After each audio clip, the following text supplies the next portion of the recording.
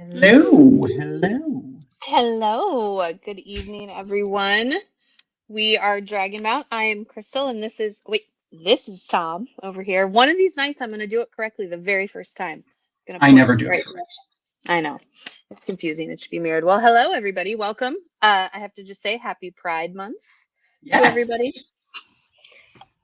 We were at Disney over this weekend, and they were just changing out all of their merch for the new Pride merch, and there's a lot. Really? I've never been to Disney during Pride. I wasn't sure how they.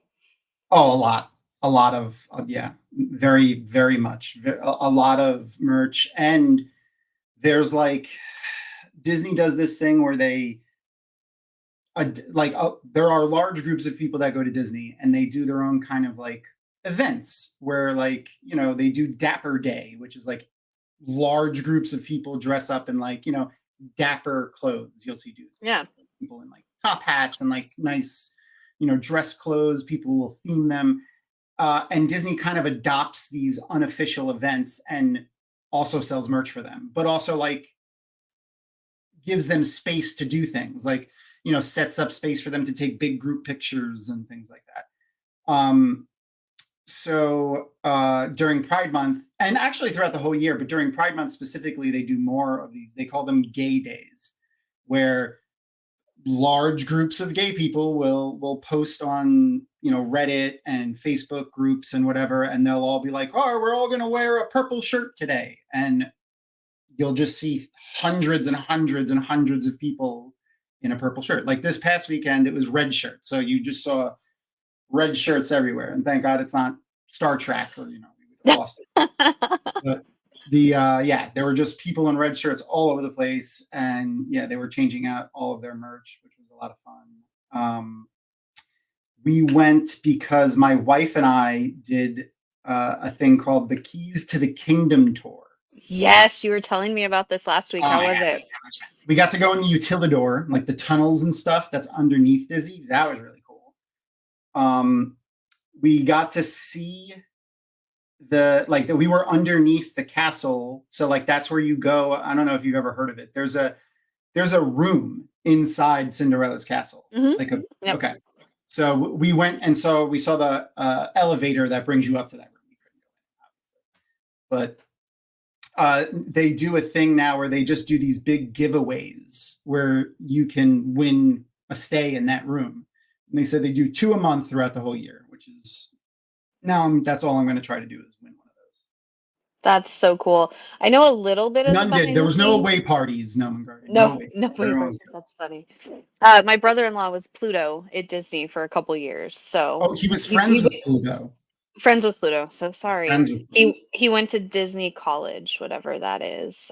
Gosh, it was like 10, 12 years ago now. So. And actually, I met a friend of mine who I still chat with. I actually still haven't met her in person. We met role playing on the Gray Tower website, like I want to 1999, 1998. Wow. And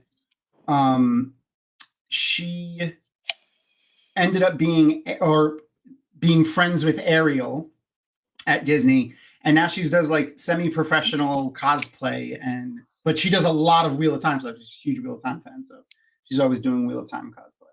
That's awesome. Really, that's hilarious. So my wife and I, another thing that we did together when we didn't know about it, like I didn't know her then. Oh wow.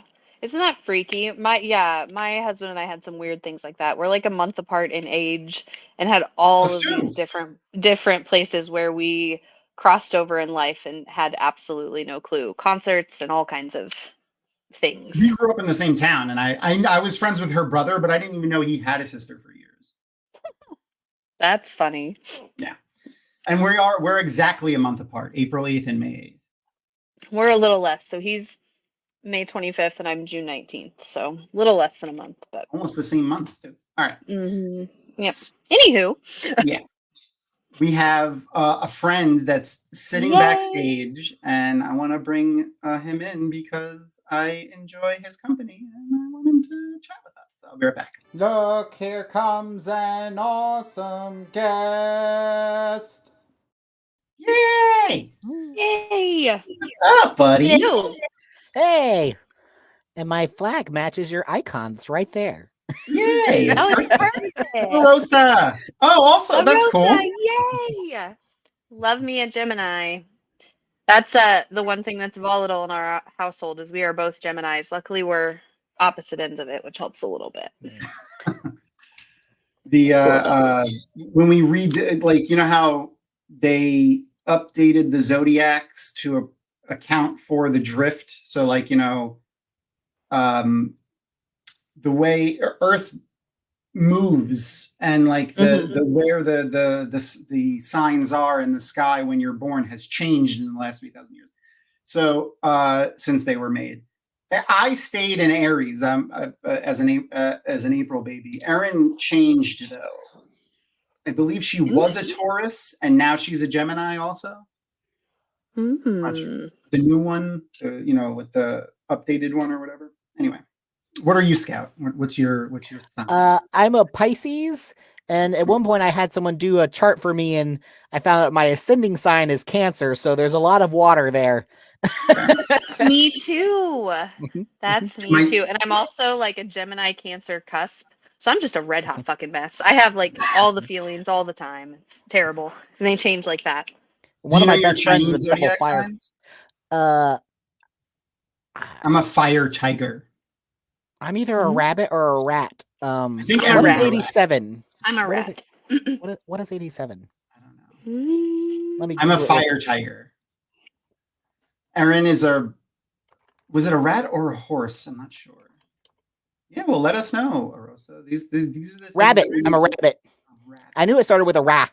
I could see rat. I could definitely see. You have like a cute little button nose, like a rabbit. Anyway, hi. How are you? Are you doing well this week? We haven't seen you in like when did you hang out with us? It was like 3 weeks ago. Yeah, like 3 weeks. Oh yeah. It was just near the beginning of the Cards Kickstarter. Simply 3 weeks. Okay. Yeah. Speaking of the Cards Kickstarter, it ended like 2 or 3 days ago, and it was overfunded when you guys were on, but it was like 1,500% overfunded, right? When it ended. Well, and like our real goal was to try to get at least 30 of all the Questioner Seeking Dark Friends set. Yeah. Pricing on, and it's very extremely like within a couple dollars of cost. So for a bit, it was only like 15 of some of the sets, and I'm like, but we got them all. In fact, I think we got almost 60 of the book set ordered. Wow. So that's awesome. And if anyone is curious about it, I will post. There's actually a website that has a lot of information for cards. The website, and you guys has the creator stuff on there too. There's the poem section is pretty good. You know what? I gotta send. You know what? I gotta send you guys some poems. We did a marathon for. We watched all of season 1 and season 2, and we had people write in for like a contest. Oh yeah, for poems, and it was. I forgot what the prompt was. It was something with like a romantic poem about a Trolloc or something. I don't remember the exact prompt, but it had to do with Trollocs. Trolloc Kibbles, yeah. But I saved them all, and some of them, like, they were all great. Like, any attempt was great, but there were some really hilariously good ones. I gotta send them to you. Yes, please. Yeah, that just reminded me of them. So yeah, you guys were hanging out when we announced the winner of our vote for the show, and yes, obviously Avatar won because it's fantastic and everyone loves it. Obviously you're here, you've seen it, you're a fan. I assume, yes, you enjoy Avatar: The Last Airbender. Indeed. What nation would you say you align most with, or do you see yourself as a bender? What element, things like that? I guess I hadn't thought about it that much. I'm gonna say waterbender since all my signs are water. I definitely don't feel like I'm a airbender or a firebender. You don't seem very no. But I identify with Toph the most, so maybe earthbending. I mean, I do too. I identify with Toph the most, and like when people see me and we talk about Avatar, like, and if this ever comes up, it's always like, oh, you're definitely an earthbender, just because I'm a big dude and I look like this. But to be perfectly honest, I like my mentality, and like I know myself, at least most of myself. There's parts of me that I'm still unsure about, but I would definitely be an airbender, 100%. Like I just know that about me. Yes, I'm very excited for the beach party tonight. The beach party episode is such a good episode for so many reasons. Such a good episode. Yeah, it's the beach episode and the theater episode are my top 2 of all time. Oh my god, the theater episode. I know you haven't gotten there yet in the rewatch, but God, I'm so happy that Crystal's seen it now too. There's so many good episodes. Look on Toph's face when her character comes on is just like my favorite moment in the series. It's so good. Most of my favorite moments in the series have to do with Toph. I feel like they're all, or just like most of the Toph moments are just great. Yeah. They're like the jokes that she makes, all centered around her blindness, are just hilarious. I know I've said them a million times, but like when Sokka is drawing the Appa pictures and she's like, "Oh, it looks great to me," and then he's like, "Why are you like this? Why are you like this?" And it's just another great way to show like that you can still joke about a disability without it being like crappy, demeaning, toxic, yeah, like, being and demeaning. It's still funny. You just have to be, good at what you do, and you could still tell jokes about whatever you want. Yes. Do we have the link to that? Genius video? Is Thirsties. What? It's over on Thirsties, right? Yeah. Oh yeah. So I think I also sent you. Yeah, Thirsties YouTube. So both of our videos are there. There it is, Book of Time has basically no spoiler level. Anyone can watch it. So Not Alive has high spoiler level. If you haven't read everything, don't watch it. But the one we're working on this year should have a very low spoiler level again. Okay, that's good. So I've had an idea for a parody song for Wheel of Time for like 10, 15 years that I've never done. And then I have one that I kind of want to try to do, but I'm a horrible singer. Like I cannot sing to save my life. Maybe, I don't know. Maybe I'll try. I don't know. I'll think about it. We still have what? I have like a week, right? Always collaborate. Is it only a week? No, I think it's about a week and a half. Okay, all right. Maybe I'll squeeze it out. We'll see. Yeah. So, Scout, let's see. We gave you kind of like an introduction the last time you were on, but I think it's you're actually Dr. Tranfear. And oh, that's true. Yeah, and I just wanna touch on that a bit because you have a beautiful wrinkly brain, and I want to talk about it. So, what is your background there? Where did you where did you go to school? So I did my MFA in musical theater writing at NYU, and then I did my PhD at UGA, which was my undergrad alma mater, and in theater and performance studies, and my focus and my dissertation were geek theater. So it was a lot of fun. I even had my dissertation committee was like, this was actually fun to read. And I'm like, oh, yay. Working on getting that published. Oh, that would be awesome. No, I don't have a contract on it yet, so knocks on wood. Okay. But it's a fun book. And it's a whole bunch of geek theater. If anyone's ever seen, one of the most famous geek plays is She Kills Monsters. So if anybody's familiar with that was actually probably my first geek play. That was how I discovered it. Do you act at all? Like, did you act at all in school? Is that I kind of dabbled in acting. It was never one of my focuses, and I had a lot of fun doing it. Although I doubt I'm very good at it. When I was best at it was when I happened to get niche characters. Like I got to be LeFou one time, and I think I was pretty good at that. But I'm not like an actor who has like range, and like I've not mastered acting things. Yeah. The king of the theater geeks. That's what it is. Geek theater. Yep. It's a lot of fun. I got to write about sci-fi and fantasy and stuff, comic book plays. It was great.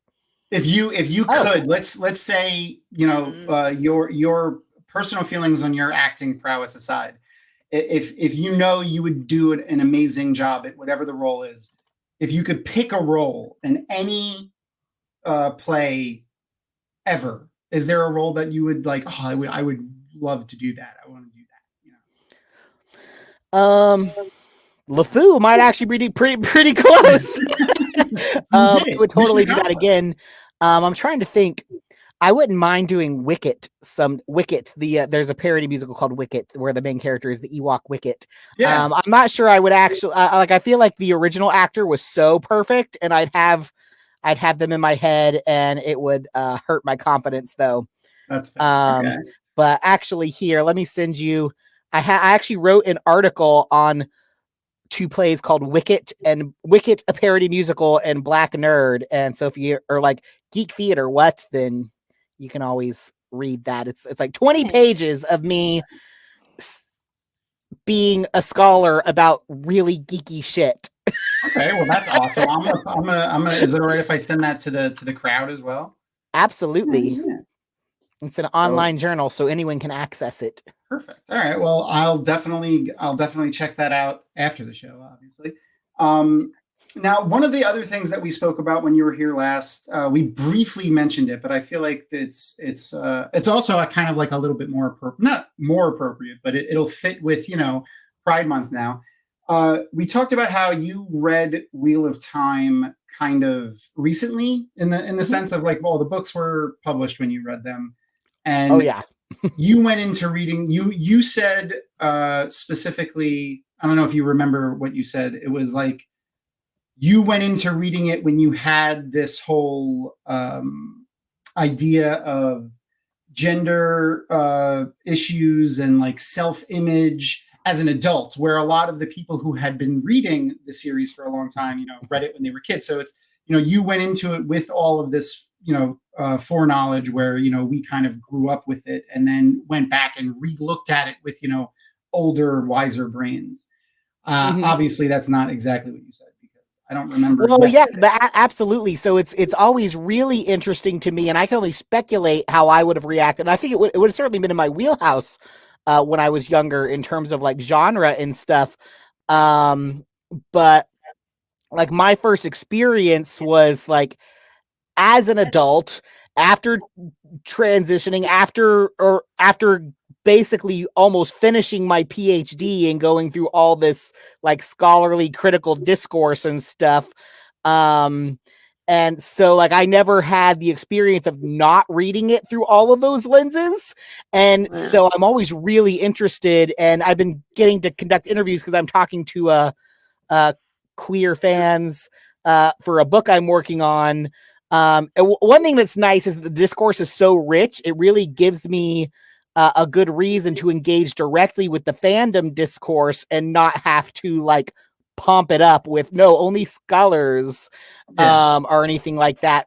And the fan discourse is so rich. So I've been really, really interested in hearing people talk about their various experiences reading it in middle school and then rereading it as an adult and stuff, or like reading it 20 times, so they all kind of at some point it became more like this.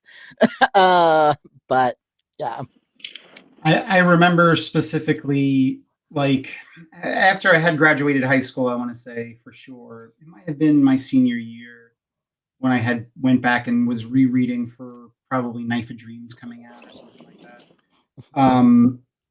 Realizing some of the more problematic parts of Perrin and Fail and like their relationship, where he's a little too overprotective, and he's a little he could be a little too overbearing. Like you know, it could be, you know, there's a little bit of toxicity with the way he acts toward her, and she acts towards him. Like, you know, not to kink shame anybody, but there's it gets a little violent sometimes, I feel like. Well, and I'll be real. That didn't particularly stand out to me because all the men are that kind of toxic, and Perrin's not is one of the less bad about that ultimately. Yeah. And yeah, a lot of it is communication, but there are also a couple who eventually becomes good at communication. So I actually hold them up as a pretty good relationship. They certainly have very problematic stuff early on, but again, not that differentiates them from others. So it kind of surprised me how much flack it gets. Yeah. But and of course we get skewed. We almost all the POVs are Perrin early on. Yeah. And that bothers me. But for me, there is no slog. Like I don't have I don't recognize as a slog, and I love their relationship. I enjoy Fail. Like one of the things that a lot of people don't really think about when it comes to Perrin and Matt and Rand is Perrin's storyline and the way that he is with Fail is the reason he's not the dragon. Like he would burn the world down to save Fail. That's not what you want, to be the savior of the world, when it could mean you need to let your significant other go in order to save the world. Rand could do that. Perrin could not do that. That's one of the reasons. Well, Rand at a certain point could do that. I'm not convinced Rand could always do that. No. At the end. I'm talking about fully realized Rand versus fully realized Perrin. Like Perrin would never do it ever.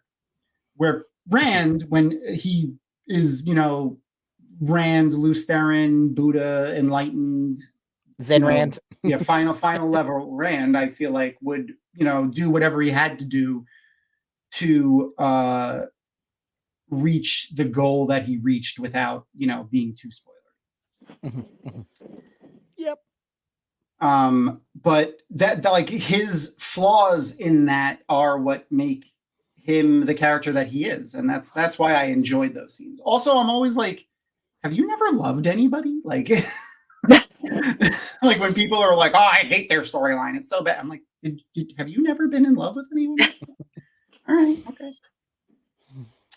Anyway, so we're here to watch Avatar: The Last Airbender. So, let me post the link for our watch party. So this is our new thing that we're doing, where we're actually doing a watch party that people can participate in. So if you're using a Chrome-based browser, go ahead and click the link I just posted in the chat. If you haven't already, it will have you download a Chrome extension, which is completely free and not like a virus or anything like that. It's a 100% legal Chrome extension that actually Netflix made so that you could do watch parties. But it also works with, like, I'm pretty sure all the major streaming platforms now. So that's pretty cool. And they support it. Like, you won't get banned or your account shut off or anything. So don't worry about it. So we'll have that going. But also I have my, the timer as per usual if you want to follow along that way. And we'll give everyone like a minute or so to get started with that. Other than that, it is. I know, Crystal, you're not. Scott, are you doing Malkir-Con? No, unfortunately, I would love to, but I cannot afford a plane ticket to Europe. That's fair. Yeah. We can't either. But my wife and I, this is our 10-year anniversary. This year is our 10-year anniversary. Yay. Congratulations! Yeah, thank you. It's her 40th birthday, and we never really went on a honeymoon or anything. So we're we're like, screw it, let's freaking go, and we'll make like a little trip out of it. So that's what we're gonna do. That's awesome. Thanks, man. Yeah, we'll see you around. I'm gonna try to see a lot of our Euro friends. So if anyone is watching now or knows anyone that's over in Europe, we should, we shouldn't, but we're going. Yeah. You only live once. It's true. That's what we said. We can't take it with us, so might as well just fucking enjoy ourselves. This isn't a dress rehearsal, as someone said to me once. But we booked a bunch of our parts of the trip today, and over this weekend. So one of the really cool things my wife and I were just talking about, actually, in the Highlands, in Iceland, which we're going to go to on the way home. Nice. I would love. There's an event where over the winter, they all of the farmers release all of their sheep, just like let them out to go wander, the countryside and be sheep. And then around September, after the summer's over, they round them all up again and divide them amongst themselves again. And they encourage basically like the entire country and tourists and everybody to help. So if you go and volunteer to help, they'll hand you a horse to ride, because it's not like roads and shit. You have to like go out into not the highlands, but like the fjords and shit in Iceland and round up these sheep and bring them back. So I think we're gonna try to do that when we're there. Oh my That sounds epic. You have to take video of that. Oh my God. Yes. There's gonna be a lot. We're gonna be documenting all of this. But if anyone ever has the chance to go over to Europe, there's this really cool thing that Air Iceland does, where you can schedule a layover in Iceland. So if like you fly out of the US to, let's say you fly into Heathrow, the airport in England, you could schedule a layover in Reykjavik, the capital of Iceland, for up to 10 days. So basically, you get a free stop in Iceland without having to pay for an extra ticket, which is really cool. So we're doing that on the way home. Sheep botherer. That's gonna be one of my new titles. I'm gonna add that to my list. I was gonna say wool-headed sheep herder. I will officially be a wool-headed sheep herder. Erin is apprehensive about riding a horse, but we'll see if I can get her up on that. Oh, you can do it. You'll be fine. Just bounce with it as it moves, or your ass is gonna be really sore if you don't. She said she's not coordinated enough to steer the horse. I'm like, you don't have to steer. The horse will do all of the moving. Just as long as you stay on it, you'll be fine. We'll just strap her in. She'll be good. All right. So I think that was a good enough amount of stalling. Let's get ready to watch our show. I will press play as per usual on the thing, and then let it catch up to 24 minutes and 35 seconds. Yeah. And then I'll press play on our timer so you guys can follow along. We will be watching the recap, and we're going to let it play right into the next episode. So if you're following along, don't skip those, or the intro. All right, here we go. 5, 4, 3, 2, 1, and go. Aaron, even indoor cats sneak out every once in a while. You'll be fine. It's true. I also I'm also an indoor cat. Whatchamacall, suggest, is it playing and stopping? Anyone else? I don't see any playing. Oh, yeah, it's not. Uh-oh. Uh-oh. That's weird. All right, hold on. Why aren't you working? All right, you know what? I will do a new link for a new watch party, and then we'll just start it again. So I'll post a new link in chat in a second. So Aaron, as you know, I'm from the middle of the country, in the middle of nowhere, and like taking some sort of like equestrian course is kind of like expected. Like you've been on a horse by the time you're a teenager if you live in Kansas, even though I am very much a city rat. So yeah, no, you'll be fine. It's not as hard as you think, and they're so pretty and so sweet. My dad worked at Aqueduct and Belmont racetracks, like the horse racetracks, and oh wow, sat on a lot of horses when I was a kid, and they used to do horse riding on the beach where we grew up when I was a little kid, and I did that too a couple times. All right, things are lined up. Yep, we're good, and it's playing. People are joining the watch party. It's working. I love it. You're gonna sneeze yourself. How do you know you're allergic to horses? Do you even know? I don't think we've been around horses since I've known you.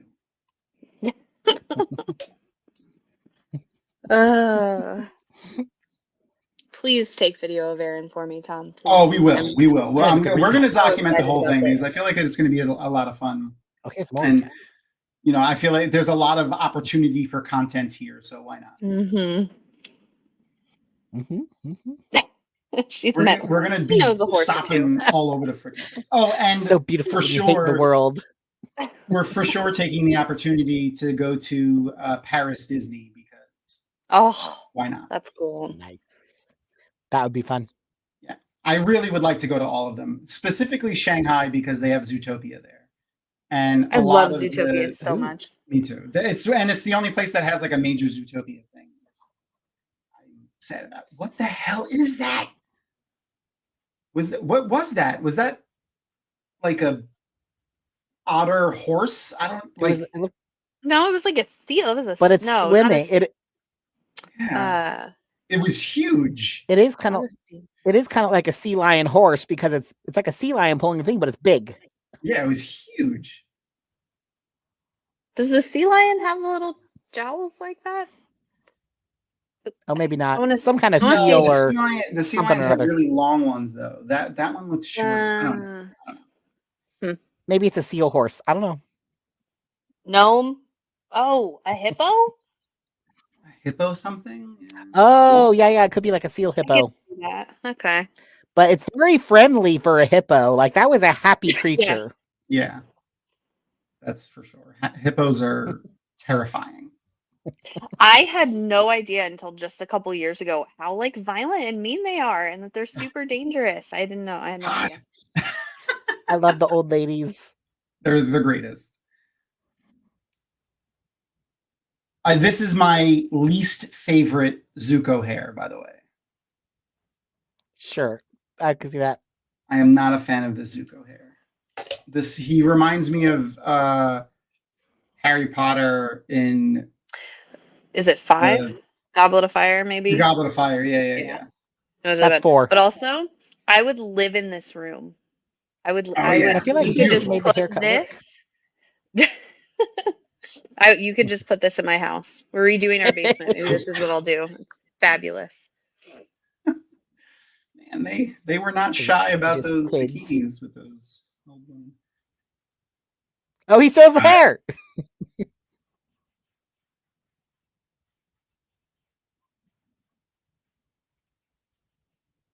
Wait, did Toph just told them that he has to cover up because his tattoos are showing?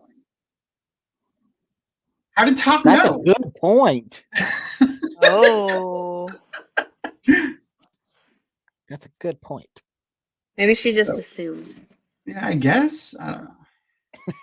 How did he know? How did she can a naked body, I guess, makes different sounds in the water than a partially closed one.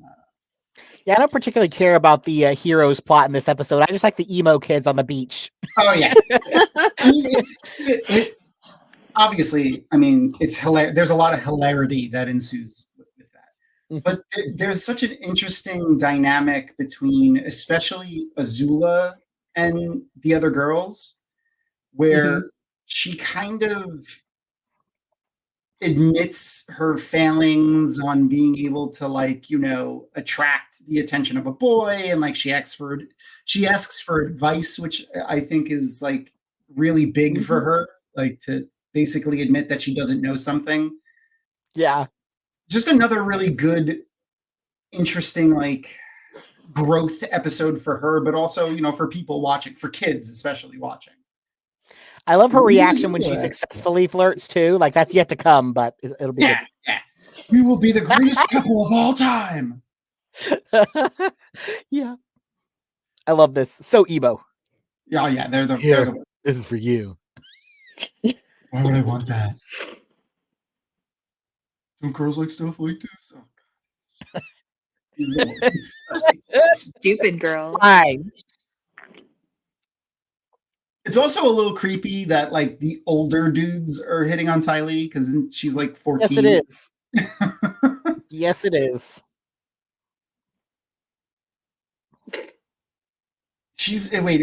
Is she old? No. They're supposed to be the same age, right? I think they're all around they're all teenagers. None of these people are legal adults. Yeah, they're not legal adults. And that dude was definitely an adult man. A grown ass adult.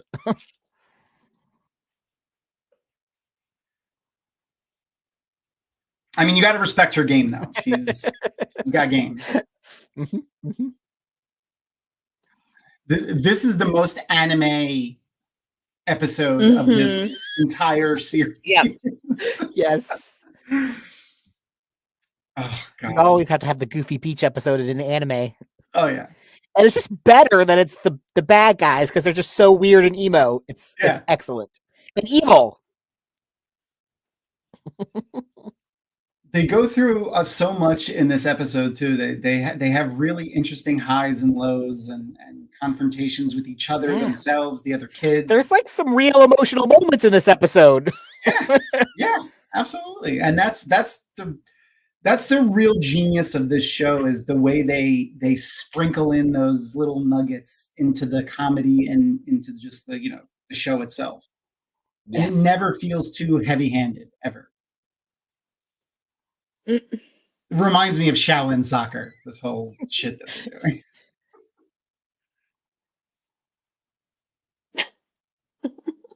It was fun. Perfect. Good times.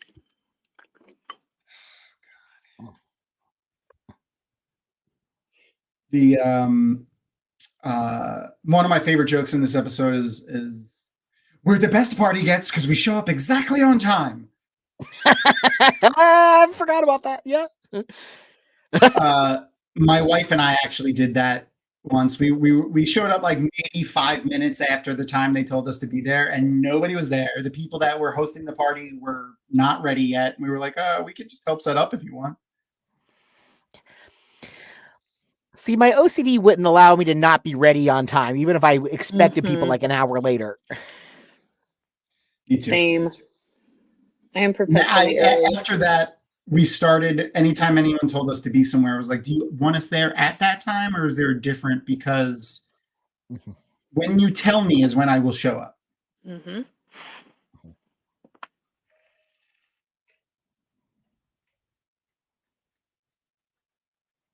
The two of them they also remind me, has anyone watched Pushing Daisies? Because they kind of remind me of the Darling Mermaid Darlings. Oh my God, I forgot about Pushing. That was such a good. Didn't it got canceled after like 1 or 2 seasons? Didn't it? Yeah, I think it ran for like a season and a half or 2 seasons. But yeah, the ants, the crazy ants who were agoraphobic and were the synchronized swimmers. They kind of these ladies kind of remind me of them. I can totally see that. That they were. That was, for people that don't remember, that was the one where she like can talk to the dead people and they like remember when they died or something. Oh no, he has a power where he touches a dead person, they come back to life, but if it passes a minute, he has to retouch them and kill them again in a minute, or something else dies. That's what it was. So he can bring people back to life, but he re-kills them, and they solve the murders or whatever. Yes. And then his love interest is dead, but he couldn't re-kill her, but they can never touch or she'll die again. Yep. That's a good show. And Kristen Chenoweth gets to sing sometimes. Yeah. That's always fun.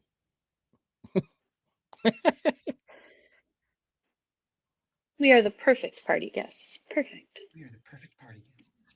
Punctual.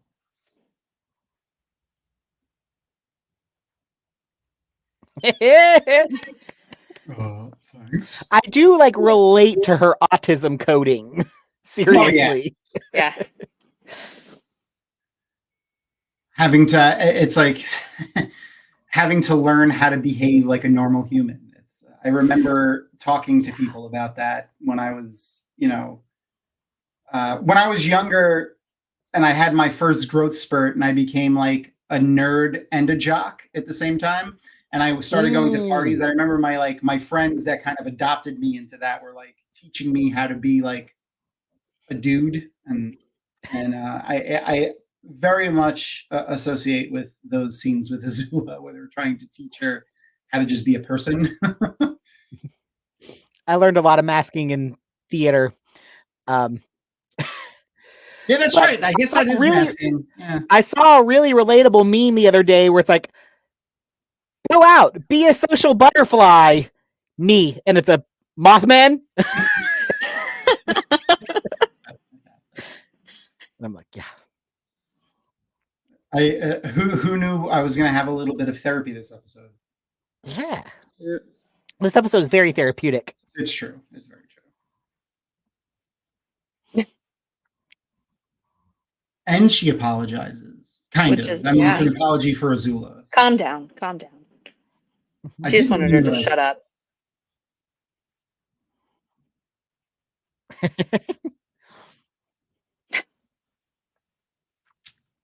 Because you will. I like the interaction between Zuko and Mai too, or May. Mai. The way he is obviously wrong in the things that he does, and when they break up, I feel like it's called for, and it shows like a good relationship in this, or a good reaction and how they have each other, and then they eventually make up and they get back together. But I think it showed like it's a healthy way for her to react in the situation. Well, and they're a hilarious couple, but they're really a bad couple because they're too much alike. It's true. Mm-hmm. Whereas Azula and God, I just blanked on her name. The party girl.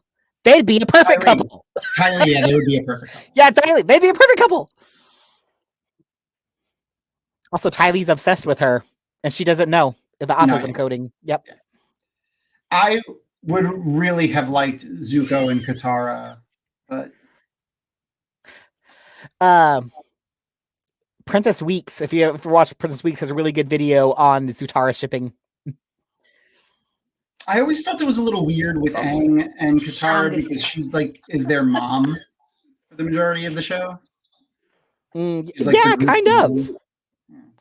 It's true. That part cracks me up. Eating all the gyoza. That's all I would do. No. Kind of looks like Sokka too, that guy. A cranky girlfriend. That is a good move. Toxic, but Yeah. it's very physically speaking, it was a smooth move. Yeah. Damn. Talk about a Yeah, 1-inch punch. He just went like and kicked him across the whole room. He does have some anger issues. He definitely needs to go to anger management for sure. It's true. So I feel like it's not that it's called for, but it's warranted and and understandable based off of his upbringing. Yes. He's never been taught to cope with any of his trauma. Yeah. Iroh tried. Iroh tried and Iroh made some good progress. And ultimately, of course, that pays off because of Iroh, but Katara helps too. But yeah, he's just raised bad, terrible father, terrible trauma, and being like 15. Yeah. It's difficult enough being 15 when you're not traumatized. The angstiest time of your entire life. Right? I hate that hair. Angst. That was feelings. Iroh's son in him. I never noticed that. Aw. Oh. Oh.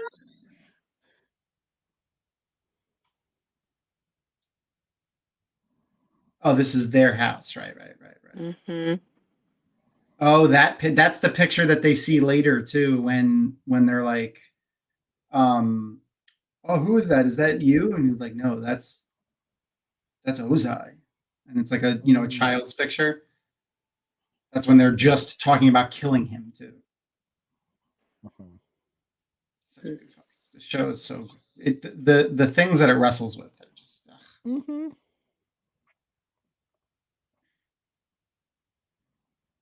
uh-oh. Sparky boom boom man.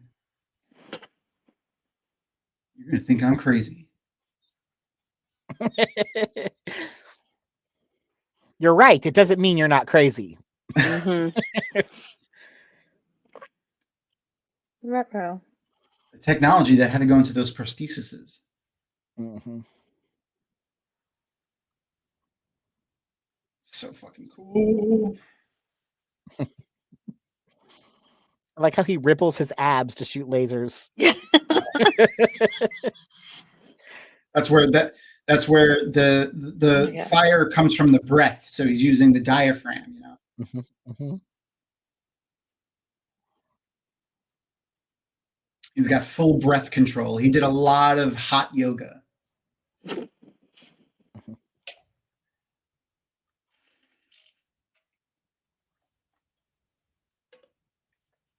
And then there's this moment between the two of them. I know, right? I mean, too bad none of this really sinks in with Azula, but you know, she has a nice little bit of growth here that would have done her well had it, you know, actually took hold. Yeah. So we know where she ends up. Have you read the comics? I have not. I've had some recommended to me, and I haven't got around to reading them yet, but I really need to. They're good. There's particularly one that takes place like just a couple of months after this ends. Mm-hmm. That's interesting. That has to Azula is in. It's mostly about Zuko and Azula, and then figuring out what happened to their mom. Oh yeah, I've heard of this one. I would definitely like to read that one. I'm hoping they do. When they start their new either TV show or movies or whatever, that they touch on that story with it, because it was a really interesting comic. And I also recently heard that Nickelodeon is wanting to open up their own theme park here in Florida. Oh, and if they do that and they have an Avatar area, I will live there.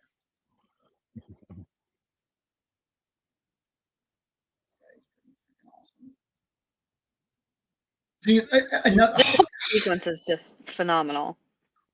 Yeah. Yeah. No, this whole season, you could really see they stepped.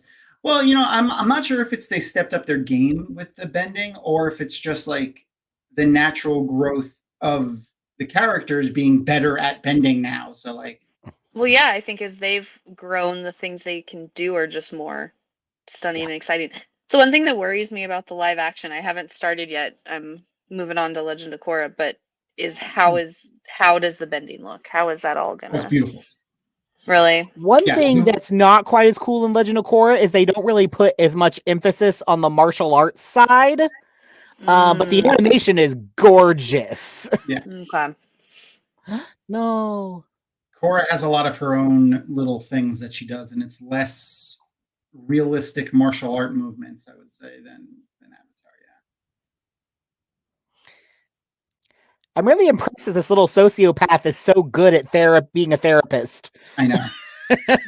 It's another reason why she and Azula are a great couple, because they're both sociopaths. They will dominate the world together. You're not wrong.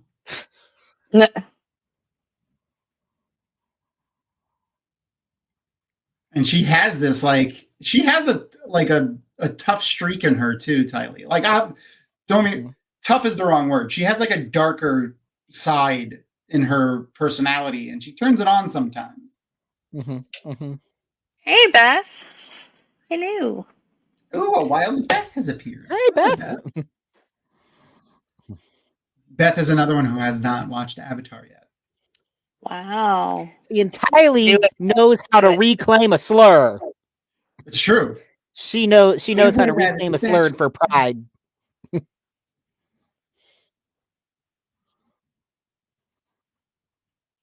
God, and the way that they're talking about their lives too. Oh man, it's just I wish I watched this when I was a kid. Mm-hmm. I feel like it would have saved me a lot of therapy now if I had watched this show when I was a kid. If I had grown up with this show. Important campfire scenes. Oh, yeah.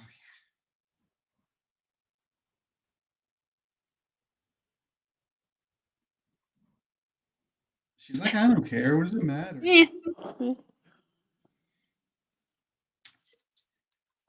Who does May's voice? mean to look that up, and I always forget. Easily IMDbable. Let's see. We call that the Oracle in our house. Eh. Consult the Oracle.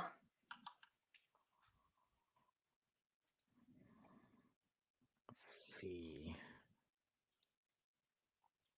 see. I always feel like I recognize her voice from somewhere.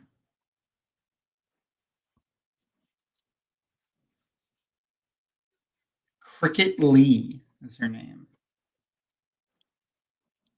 No. She done anything else? That's no. She did the voices of, this is great, Mariah Carey, Demi Moore, and others in Celebrity Deathmatch on MTV back in the day. Oh, okay. Does anyone else remember that show? I used to watch. I loved it. Oh yeah. Oh my gosh, I loved MTV.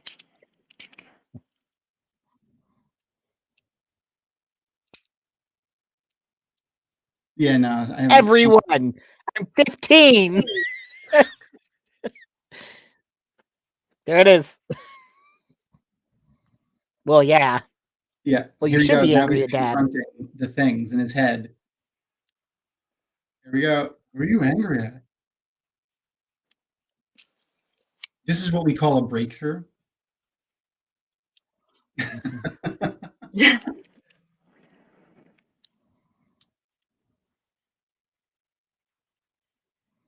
Mm-hmm. It's big to admit that's a big thing, especially for some like the person who he is, not just Zuko, but the crown prince of an entire nation. And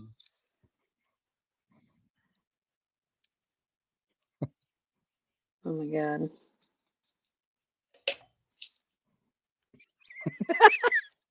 Yeah, I guess. Of course I am.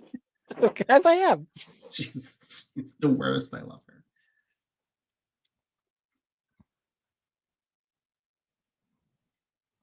I mean, of course because you are, honey. You are. Of course, she was right. She's right, of course. Her, you know what? Therapy. Correct. Therapy. Yes. It's like the same but opposite kind of the relationship that she had with her mom and Zuko had with Ozai is like very similar. I did not see this coming, that they were just going to go trash the part. Like, not at all. Yeah. You get reminded that they're villains. Yep. And such a good picture. I love that. I love that image. Mm-hmm. So good. I love this show so much. The only thing that would have made this episode better is if they had just not had the heroes in it and spent 5 more minutes with them. With it, yeah. You're not wrong. I'm not even trying to hate on the heroes. We just didn't need them this episode.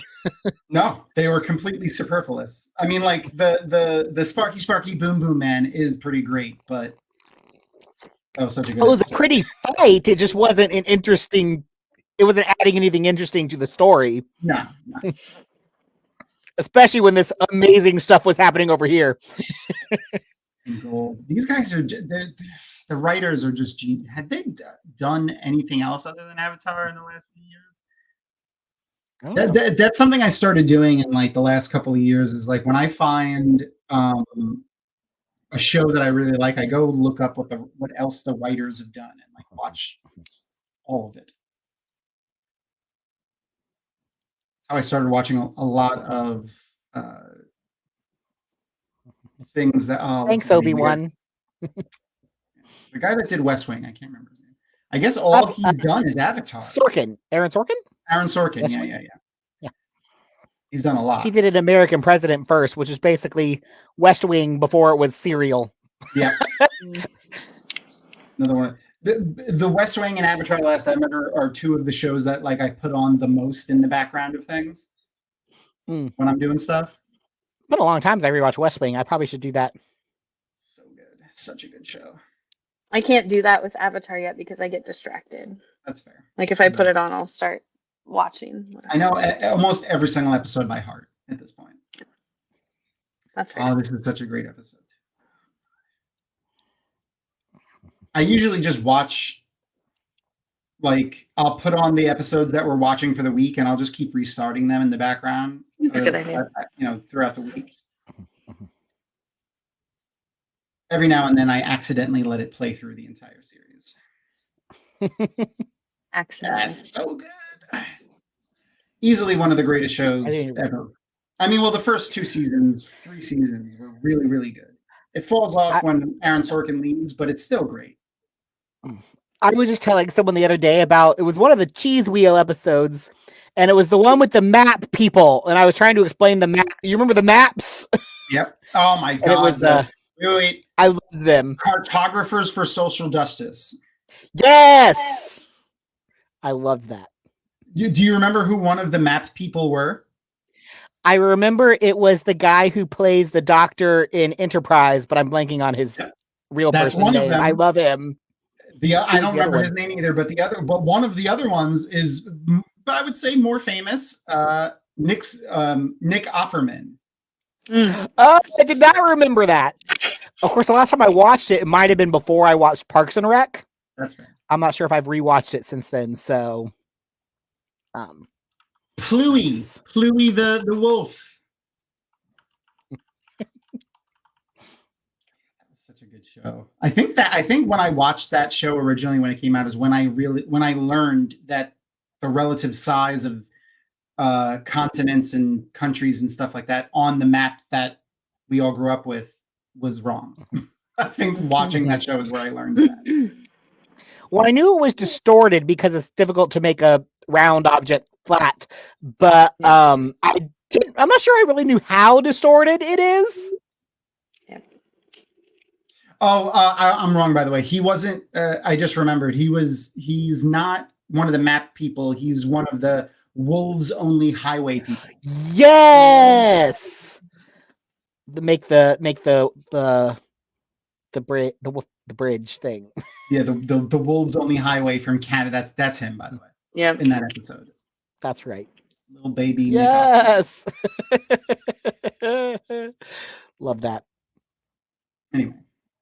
I don't remember if that was the same episode because they had a couple of those episodes. Yeah, there was a few. I don't remember if it was the same one either. But those are always great. The big wheel of cheese. I love when they show him the new. We proposed this map, and CJ's like, "What the hell is that? Where you been living this whole time?"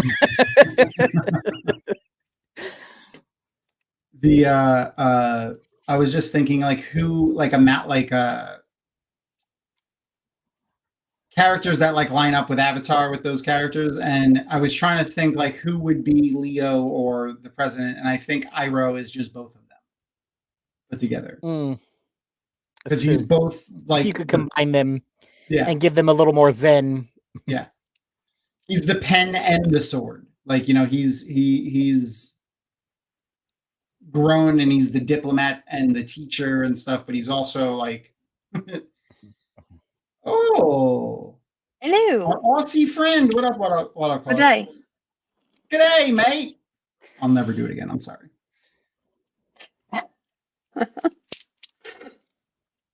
Oh, this is the one with the scrunchie of friendship, isn't it? Yep. I love the scrunchie of friendship moment. We appreciate you, Waterhawk Aussie. Get some good sleep.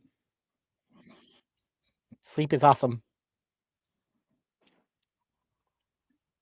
He looked like a weird kid a little bit, Roku. Roku is a little bit of a weird looking kid.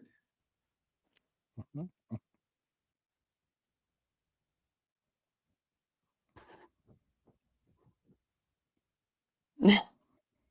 So I just noticed something, and I'm not sure. I don't think I've ever seen anyone talk about it before. It probably has to have been mentioned, though, because it's so obvious. They're blue glowy ghosts, like from Star Wars. I know. That's what I was Every thinking. time they do it. It's also only, like, yeah, I guess it's only avatars that we've seen do this, I think. Was the painted lady was I don't think she was blue and glowy like that, though. That's usually when they do the astral projections, but wonder if it has anything to do with that. I'm sure that was influenced when these writers wrote that. When these writers did it, the creators. I wonder what happened to Sozin in between when he was like not a douchebag to, you know, a douchebag. Mm-hmm. That would be an interesting story. We definitely missed some chapters. Oh yeah. Mm-hmm.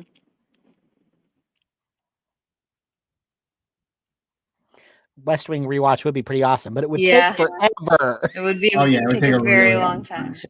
There's a few shows that we've really wanted to do and we've just not picked them because we've not even put them on the voting list because they're just too long. Mm-hmm. Clone Wars, Star Wars, Clone Wars, and Rebels were on the list, but like they're just they're too long to do. You know, one series on 20-something episodes. Mm-hmm. We did one, even if we did 2 episodes a week, it would still be too long. Yeah. If you ever want to be set until you literally die, just do start Doctor Who from the beginning. That's fair. Oh my god. Shit, we could do Supernatural and just you could pass that show on to your children to continue. Right. Oh my god.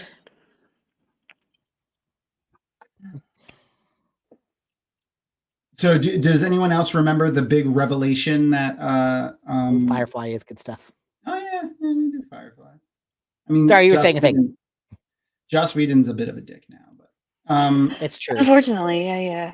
It is sad. He's always been, but it's out now. The does anyone else remember the big revelation from this episode? I don't. Roku, not sure. So Roku and Sozin are both Zuko's great grandfathers. Great, whatever. Yeah. Yeah. Which brings an interesting like dynamic to the relationship between Zuko and Aang, because what would they be like? Cousins, I guess. I guess. don't know. Well, I would think that'd be distant cousins because, I mean, that would be closer to. I don't know. Well, I mean, like technically, if he is Roku Reborn, he's Zuko's great grandfather. Yes, kind of. Not genetically. Not genetically, yeah. Because none of them are genetically the same person. They're just the same life force is born into the different people. I still fully attest that they're different people. They are not the same person. Yeah, I don't think that. I feel like they're not actually rebirth of the people, but there's, and I think they talk about this more early in Korra, there's a spirit that creates the avatar, and when it loses a host, it needs a new host. Yeah. And then they have through that, it's kind of like with the symbiotes, I think, of the Trill, where it's not this person reborn, but they then still have access to that identity and memories. Yes. And I like that better because they're so very distinctly different people and they learn from each other in much cooler ways than it would be if it was just they're the same person reborn. Well, like with the Trill symbiotes purposely seek out hosts that are very different people so it can accumulate different kinds of experiences. Yeah, that's true. Well, not quite like Rand and Elaine, because though I'm sure there are fanfics where that ship Aang and Zuko together. So. Oh yeah, absolutely.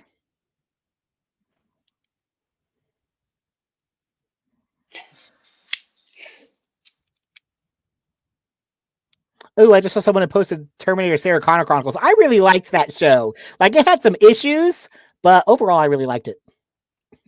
I never watched it. I knew it was going to. I think it got announced that it was canceled before the first season came out, and I was like, I guess I might as well not watch it. It made it through 2 seasons, but it did get canceled on a very inopportune cliffhanger. But I'm a big fan of Lena Headey and Summer Glau, so I was watching it. Summer Glau is so great. Another one that hasn't done a lot since, then, pretty much. And I definitely thought she would be in a ton of stuff. Maybe she just got tired of acting. I could definitely see that, but she was I great. don't know. She was great. And here he is. This is douchebag Sozin now. Yep.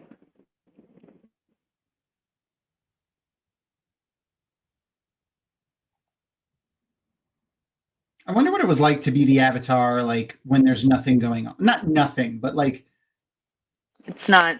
When the world's not ending? Yeah. It's not post-apocalyptic Fire Nation destroyed the whole world time. Basically, they're like kind of like an international diplomat, essentially. Yeah. Well, and Aang pretty much had to do that later. Yeah, but it was still always had that, kind of. There was that veneer of the world saver. Yeah.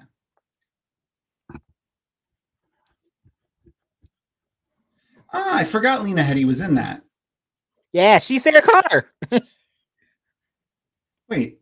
Oh, Summer Glau was the Terminator, right? Yeah, Summer Glau was the Terminator. Okay. Maybe I gotta go watch that. Well, if anyone has suggestions for next our next show, like shout them out. We'll throw them on the list when we talk about it in our Slack with everybody to see what we're gonna do for our next vote. I'm always open to suggestions, as long as it again isn't too long, and it's available. It's got to be available to stream somewhere. Without that extra, have you seen now that Netflix now charges for some shows like extra? What? Yeah. I have not. Pretty frustrated with the whole Netflix thing. Yeah. Now you actually have to pay. Well, Prime makes you watch commercials. I know. Mm-hmm. Yeah. Silo was going to be on the list this time. I loved that show. Such a good show. And then I just saw an article about it being them getting ready for the season 2 soon. Lower Decks is really good. I love Lower Decks. And it's not that long because it's just 10 episodes a season and they're like half hours. The Brave New World or whatever. Strange New Worlds? Strange New World. I have mixed feelings about Strange New Worlds. It's like literally the least queer of all the new Treks. Fair. I like the comedy in that one. Discovery was great. I like Discovery. I love their comedy episodes, but it also bothers me. It really bothers me what they're doing with Spock, because I really read Nimoy Spock as Ace. And if he's gonna bone anyone, it needs to be Kirk. But I really read him as very Ace.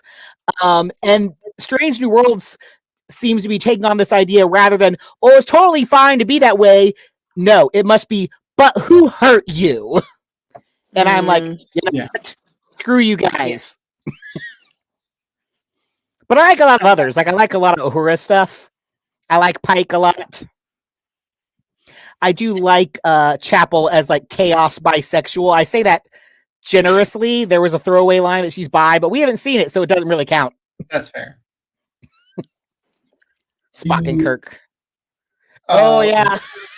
One of them was magicians, because that was going to be on the list of things for us to consider. I never finished The Magicians. It was so disturbing, and I like some disturbing stuff, but holy crap.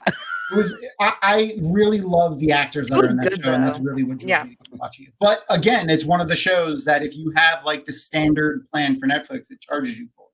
And I didn't want to have to do a show that some people might have to like pay extra for just to watch. Crazy. It's gotten obnoxious. I've been with Netflix since it was the discs that they sent you in the mail. Me too. It pisses me you like off. added on for $2. Yep. My email on my Netflix is a Hotmail address. Is my first. Mine too. Yep. Ooh, the liver spots. Come on, Sozin. Skincare, buddy. He probably didn't, wear ugliness is coming out of him. That's what it is. Inner ugliness. Look at how freaking awesome Roku is, though. There's a part here in a second where right here, I think, where it kind of looks like he's lava bending. I could see that. I would kind of make sense, especially if you had also mastered earthbending. Why couldn't you lava bend? Yeah. But yeah, and also the fact that he starts out as a firebender, I feel like is also probably. Oh god, now I want to see Toph. I wonder if that's more firebending or earthbending, but the avatar can do both. Yeah. I want to see Toph bending like obsidian and like quartz. Oh wow. Oh my god, diamond. That would be insane. That would be insane. Oh my god. And hurt like crazy. I wonder if what if she could bend like all types of metals too.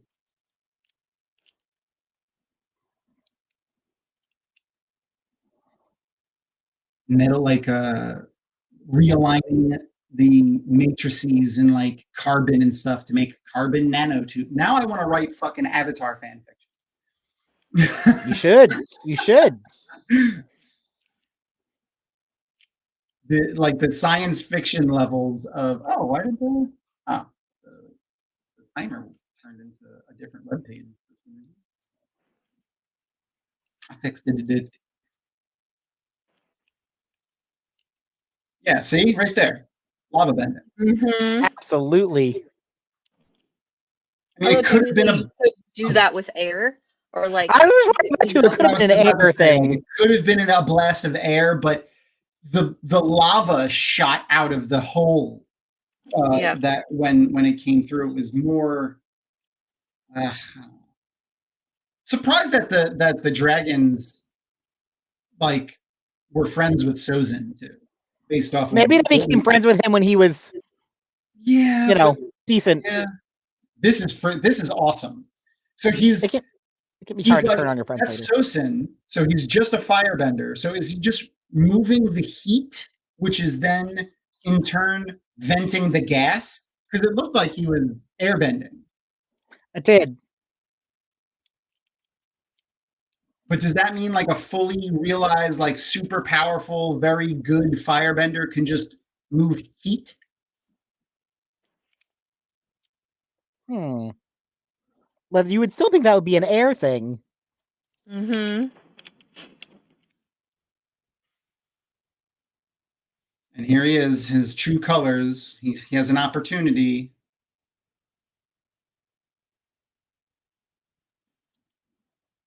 It's pretty interesting too, the way this works in a second.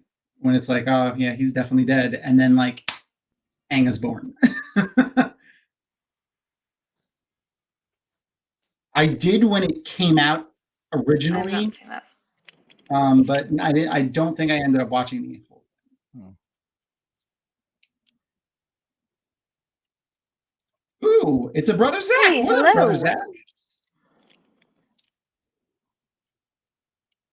Black sails. Yes, I loved black sails. I'm gonna put those on the list. Those are going on the list. Orphan Black, Black Sails, Vikings, Shogun. Our flag means death. You should watch Our Flag Means Death. Yes. That'd be amazing. Ooh, Ghosts. I loved Ghosts. The US one, not the English one. Yep. The girl from iZombie is in that, and I love her. I do and too. the guy that plays what's his name? The Earth King. The guy that plays the Earth King. Zuko's friend. The crazy one. Oh yeah. Forgot his name. You know what I'm talking about, though. I'm not the one to ask. The older, the Earth King, who's old, and he's crazy.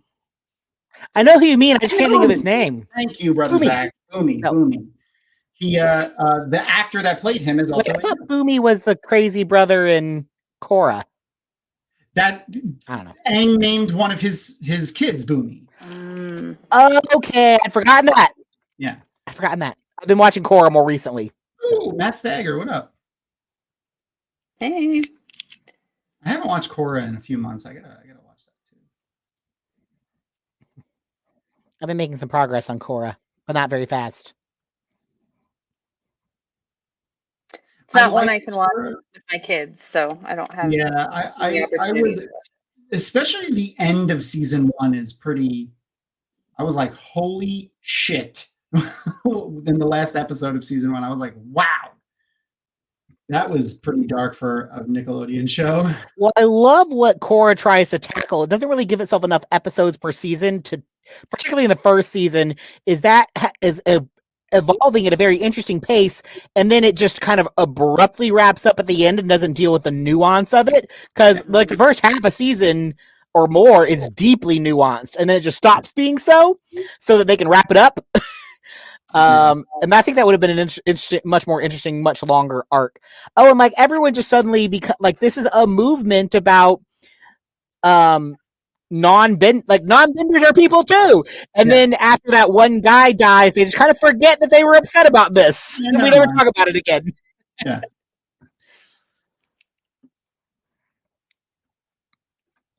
And he gave him a scrunchie of friendship in too. Exactly. I love the hair scrunchie of friendship. It's a +1 scrunchie of friendship. Mm-hmm. That's why Sozin becomes a jerk. He doesn't have the friendship scrunchie on his brain on top of his brain anymore. And after Zuko gets this now is when he leaves and goes and joins Team Avatar. So yeah, it makes sense.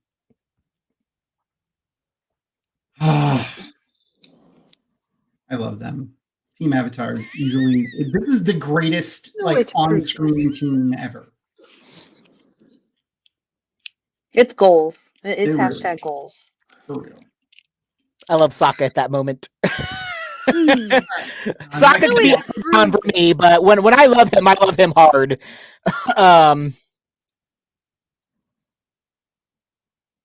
I know. I'm sorry, Matt Stagger. Well, we'll be watching it next week. We have lots of episodes left. Come on next week. These 2 episodes are. I mean, I've been saying it literally every week that we've watched an episode. Every single episode of book 3 of season 3 is like gold. Like none of them are filler. They're all just amazing. They have such deep, awesome stuff. They're just banger after banger after banger. I think you can feel that it's building like to its conclusion, and so everything is so important. The first 2 seasons were great. Like the whole series is great, but this one was more captivating to me than even the first 2, which I didn't think was possible. But it's Mine's still playing. Is it supposed to be still playing? It'll probably just keep going. Like I closed the watch party. So you're probably no longer in the watch. Is it supposed to be still playing? Yeah, you're probably no longer. I'll keep watching. Let's get. Yeah, it is your Netflix, so it'll keep playing the episodes if you guys keep watching, which you're welcome to. Oh, okay. I was confused. I figured when you stopped it would just stop. So I was confused. It might be because I closed it, like I closed the tab instead of actually exiting it. I'm sorry. I did not mean to interrupt what you were saying. No, you're good. You're good.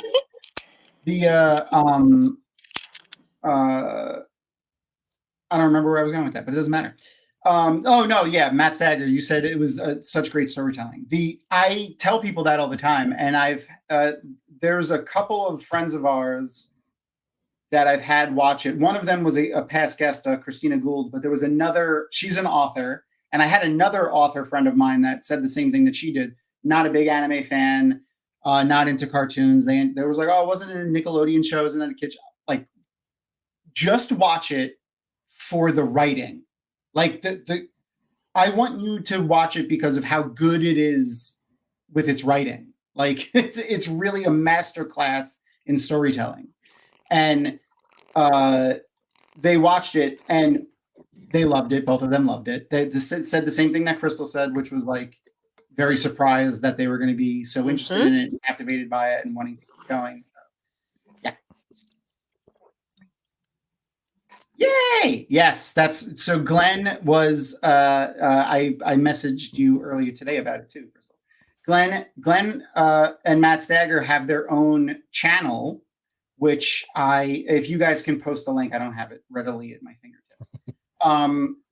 And they're doing kind of similar to what we're doing on these Mondays, but they're doing it with full series of books and TV shows, and they're doing much deeper and in-depth chats with other guests as well. And it's a ton of fun. And we're going to do some Avatar episodes with them around WatCon. Yeah, it'll be super fun. I'll be there. I just haven't responded to your message yet, Glenn. I promise. What up? Yes, you have to rewatch it with the volume. Yes, the not only for the dialogue and stuff, but the score of Avatar is absolutely beautiful. It's something that we really kind of lose out on watching it the way that we're watching it. But I mean, this is a rewatch, so yeah, that's why it's a rewatch. Seen it before.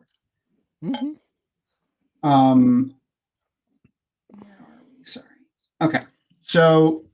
One of the things that that I feel like I've dropped the ball on in the past was talking with it kind of making these episodes where we're doing the rewatch and it's about the show mostly, but doing any kind of interview with our guests and talking about our guests and getting to know our guests a little bit more. That sucks. Well, a chest cold is weird to have during the summer, but I'm glad that you're feeling better. And please don't sneeze on any of us. Clearly, you're not in education, Thom, because you can be sick year-round if you work with teeny tiny humans. Oh yeah, I forgot the little disease factories. All the time. That's one of the many reasons why we chose not to have one of those. But anyway, I took a bit out of one of my favorite shows as a kid, which was Inside the Actor Studio, and I took the 10 questions that he would ask every single one of his guests when he had them on and kind of changed them into a version for our show. And I send them to all of our guests with a little bit of prep time so they know about the them beforehand. And you don't have to spend a lot of time of silence watching them think. Yeah, but also, a couple of these questions are a little deep, and I want to give you a good enough amount of time to think about it. I mean, on Inside the Actor Studio, he would always ask the same 10 questions to every single person, so it's not like they didn't know it was coming. Yeah. But I also do tell, just for all of our viewers, make sure to tell every single guest, don't tell us the answers. I want to hear the answers live with everybody else because it'll be more fun that way. And, I also want to give you an out to be able to think about it. Like if you email me and think, oh, no, you know what? That's not really what I would have thought. Or that way you could change your mind right up to the moment. But anyway, that's what we're going to be doing now in a few minutes. I just wanted to thank everybody for coming and hanging out with us. There's 196 people right now, which is whoa. Speaking of, make sure you go and hit that subscribe button and the bell if you're enjoying watching our content.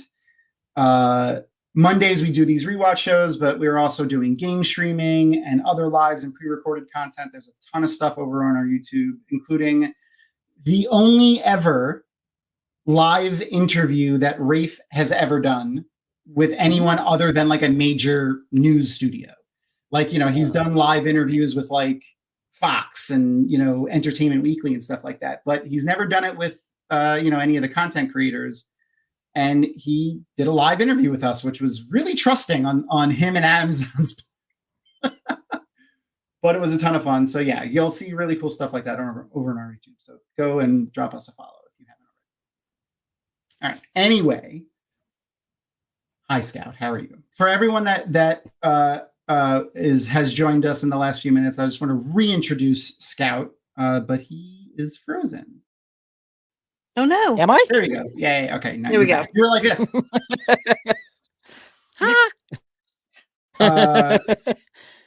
Scout is actually Dr. Hobbit Tranfear Scout.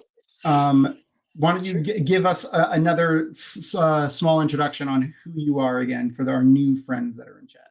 Yeah. I did my MFA in musical theater writing, specifically the words, lyrics, book side, and then I did a PhD in theater and performance studies, and my focus was in geek theater. So all of y'all would get a kick out of my dissertation. So I specifically defined geek theater as an intersection between like genre theater, like sci-fi, fantasy, basically anything you would find at Dragon Con, and being produced not by official producers. So like Spider-Man Turn Off the Dark, not geek theater. But like Wicket, a parody musical. This is what I was talking about earlier about the Ewok Wicket. That is geek theater. Anything by Qui Gwen basically is geek theater. For anyone who's seen productions of She Kills Monsters, it's all over colleges and high schools now. But you're also the big giant brain behind the Woke of Time parody video that was that last year or the year before? 2 years ago. So yeah, that was I was the lyricist / dramaturg, and the theatrical choices you see are Thirsty is the performer / director. So definitely a collaboration. It's a lot of fun. A fantastic team, because that was easily my favorite video of that year. Anyway, also one of the big minds behind Cards of Time, which recently funded for, like I forgot how many Aussie dollars, but it was like over 1,000% funded. It was like I think it was like 20,000 Aussie dollars. So it's crazy. I was hoping that they had fun, that the Australian money had a fun name like the Canadian money. They call them loonies. Yeah. But when I asked Koala that, she was like, "They're just called dollars." She looked at me like I was a little crazy, which is okay. So without any further build up, let's look at our questions.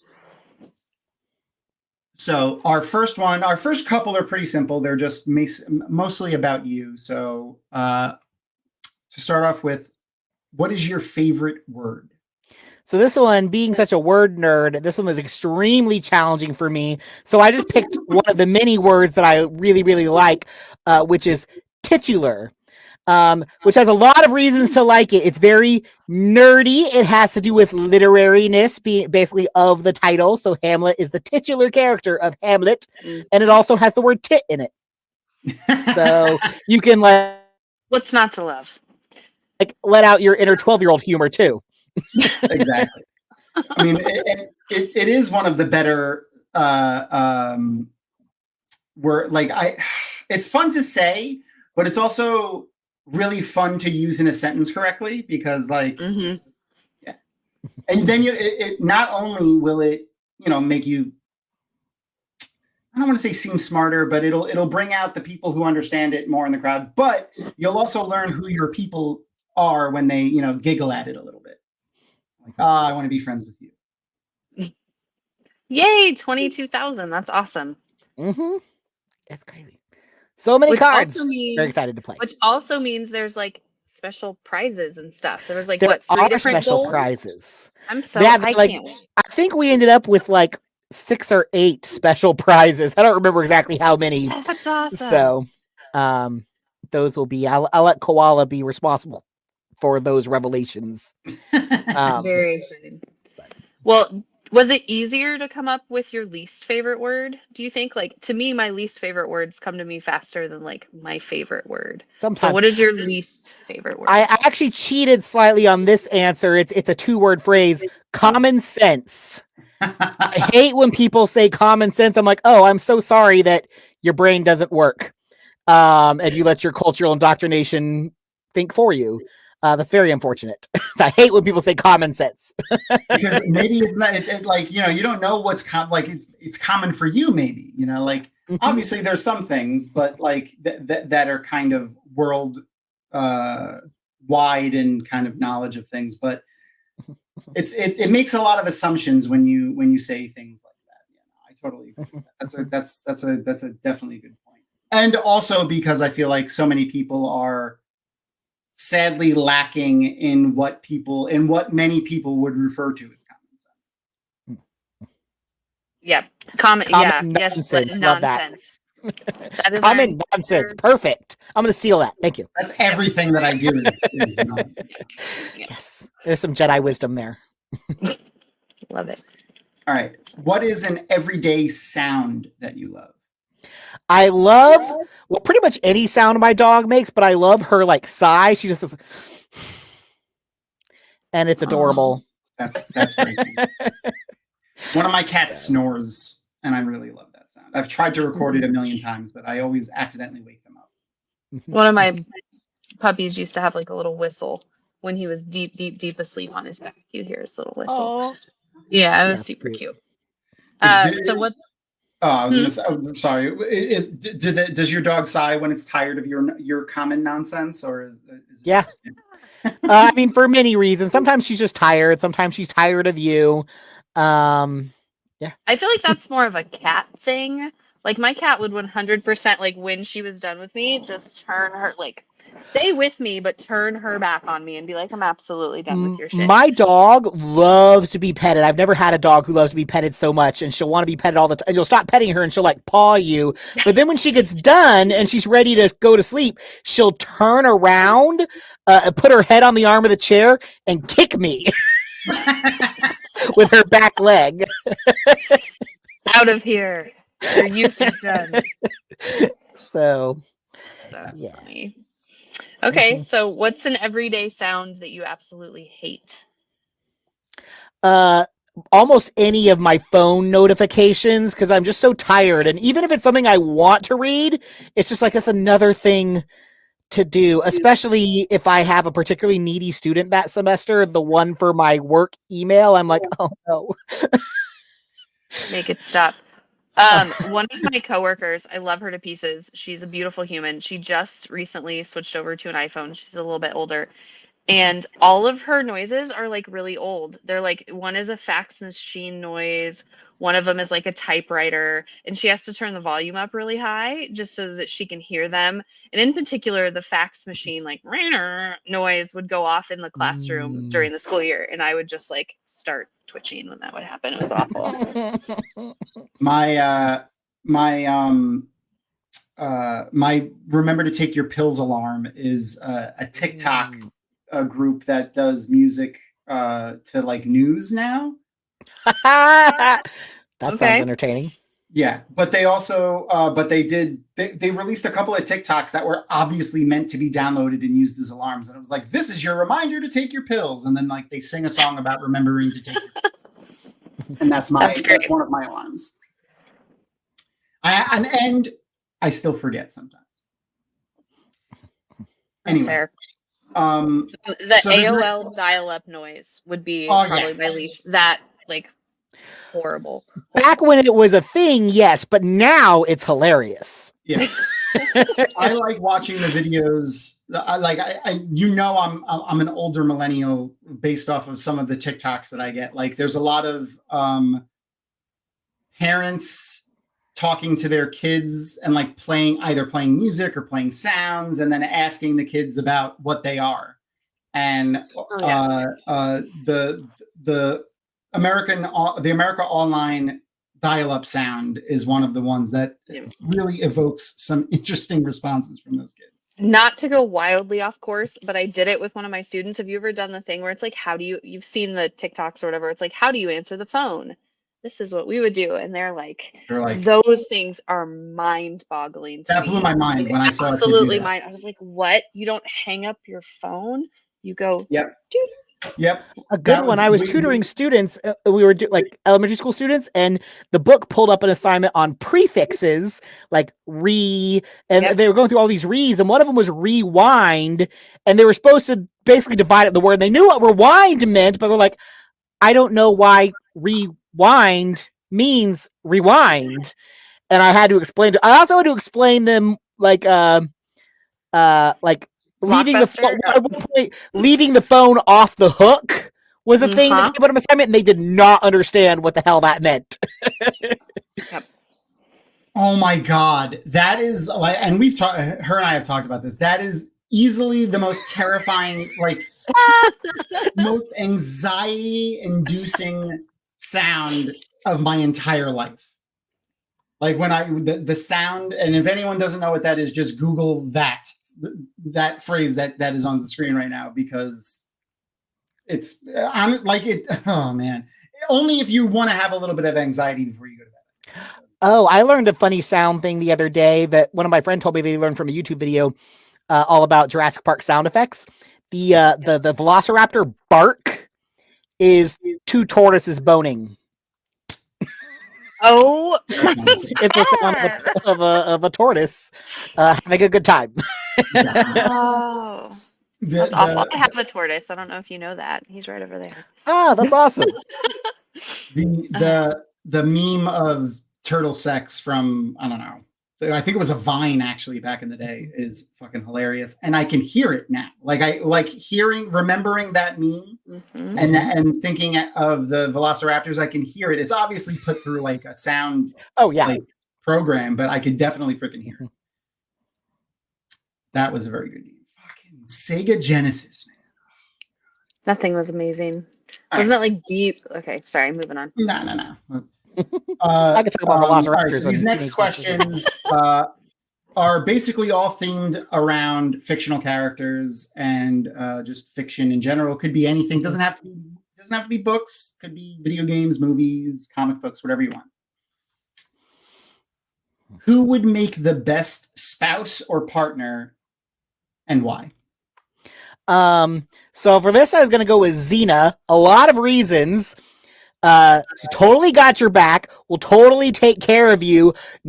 Very clever, interesting person to talk to, knows all of like the massage and chiropractor tricks. So that's good to have in a partner that you live with. And as people who watch show know, she's always getting like reincarnated. So presumably this will be modern day Xena. So she still knows all of her Xena things, but people aren't trying to kill her. Yeah, I definitely like that. And Lucy Lawless is just amazing. And right. Her takedowns of Kevin Sorbo on Twitter are some of the best things on Twitter. I gotta look it up. Willow. Yeah, I loved Willow from Buffy too. That's true. So in that same vein, who would make the very worst partner or spouse? Mako from Korra. Oh my god. Yeah, I can see that. Oh, I feel like I don't need to explain that one.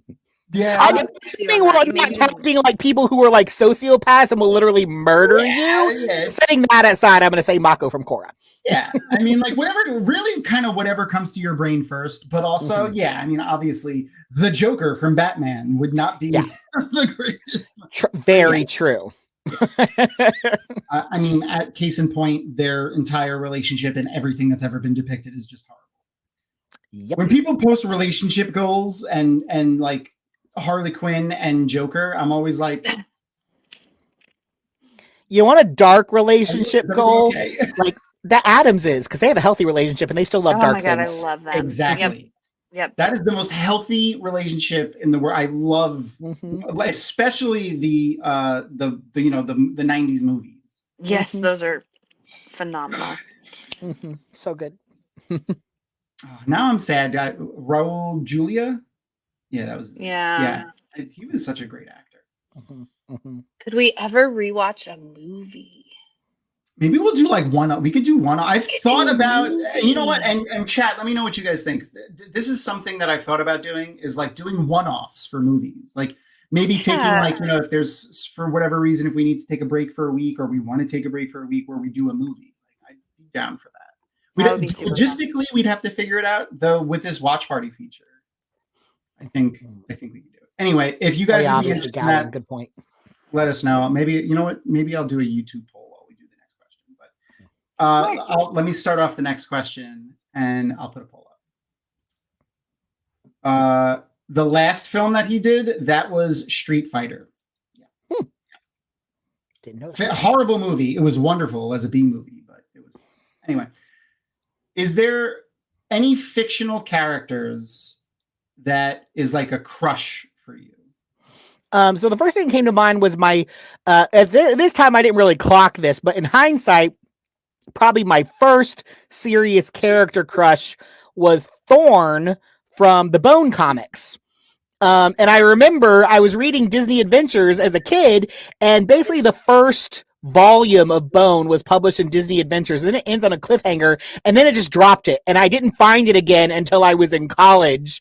But I was always had this like missing, like I didn't find out what happened. There's like 9 or 12 or something books, I don't know. Just the first one was, and you know, in hindsight, I also, after reading the rest, I'm like, I see why Disney Adventures dropped this. It gets dark. But in hindsight, I'm like, Thorn was totally a crush. Okay. Interesting. Have I told you guys my funny story? So not quite fiction or fantasy, but I grew up watching Nick at Night. I don't know if you guys Oh are my old enough God, to remember yes. that.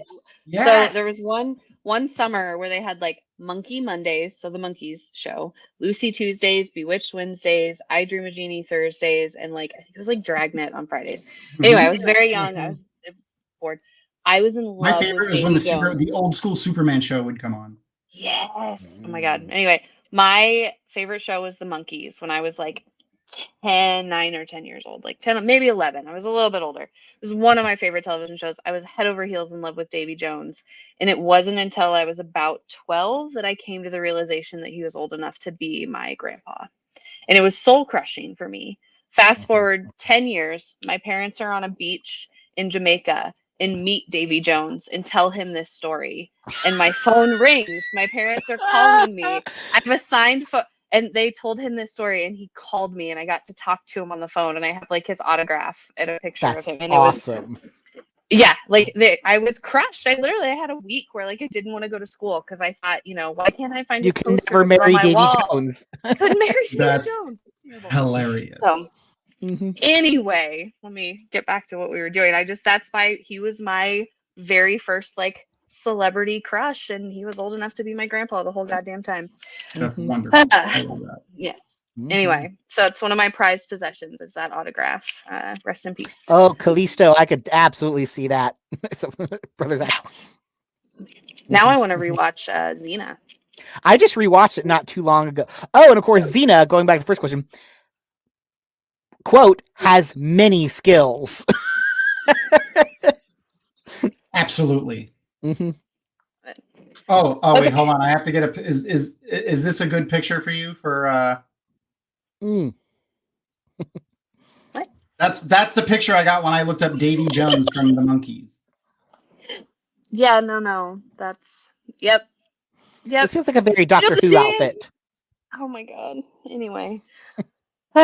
We were asking questions. So if you had the opportunity, the only reason I told that story is because I've had a couple adult beverages. I'm sorry. Anyway, Don't apologize. if you were given the opportunity to assume like a job or a vocation from any realm of fiction, so like an Aes Sedai or a Jedi, what would that be? What would your job be? I would be in my own actual profession, academia, in Star Trek. Where you don't have to make money, you can just be a scholar and you can teach and you could like seriously be like a student forever and it's fine because you're culturally contributing. Yeah, and I would love that. I love that. I love that. Like I am 40 and or almost 40 and I am still a student. Like if I could be, I think that's why I'm a teacher because I just get to perpetually be a student. If I could be a student and I enjoy teaching, like I don't mind teaching too, especially if it's a subject. In general, I don't mind teaching, but if it's a subject I really love, I get really enthusiastic about it. But yeah, I would just like to be a student. Like I want to be a student forever and just be able to live on my teaching assistantship. That would be nice. That would be glorious.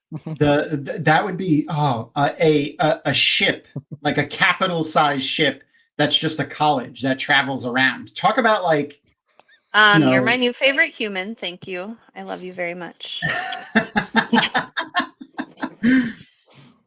Well, I see that too. I don't know. It's just because I'm wildly immature. It's fine. It's relatable. I mean, we both are. So like you're. Anyway, in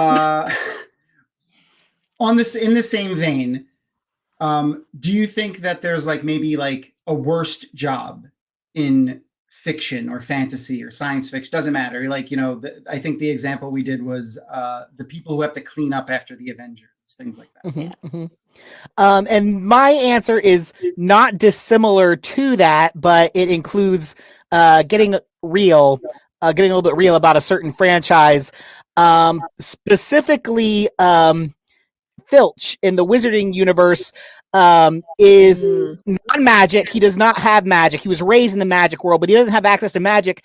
And because they apparently are nice, they gave him a job cleaning up without magic after magic kids blowing shit up. And I'm like, this is just evidence that this was always a terrible world filled with terrible people who are just cruel.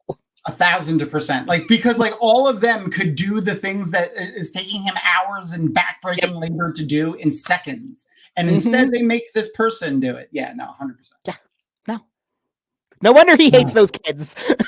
Not that I approve of hating children, but no wonder. Look what was done to him. 1,000% agree. And I love him and his cat. Yeah, he does have I hate everything. There's so much.